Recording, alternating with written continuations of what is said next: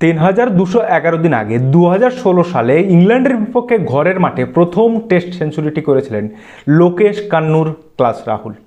এরপর বিদেশের মাটিতে 9টি টেস্ট সেঞ্চুরি আসলেও ঘরের মাঠে টেস্ট সেঞ্চুরি আসতে আরও 9টা বছর তিনি সময় নিয়ে ফেললেন।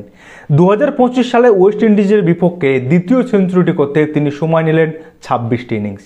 এই বিরল গোত্রীয় লিস্টে যেখানে 2টি সেঞ্চুরি করতে সবথেকে বেশি ইনিংস লাগিয়েছেন, এখানে প্রথমে আছেন রবিচন্দ্রন অশ্বিন, যার লেগেছে 36টা ইনিংস। 2 নম্বরে আছেন ভারতের সৈয়দ কিরমানি, যার লেগেছে 32টা ইনিংস। 3 নম্বরে আছেন চাঁদু বোর্ডে, যার লেগেছে 27টা ইনিংস।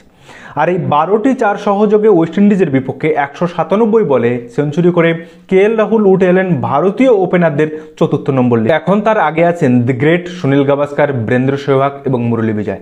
দ্বিতীয় দিনের সকালে ওয়েস্ট ইন্ডিজের বিপক্ষে এই সেঞ্চুরিটা করার পর তিনি ভারতকে চালকের আসনে বসিয়ে দিয়েছিলেন। আচ্ছা, আপনার এই ক্লাস রাহুলের বা লোকেশ রাহুলের কোন শটটা সবচেয়ে বেশি প্রিয়? অবশ্যই কমেন্ট করে জানাবেন।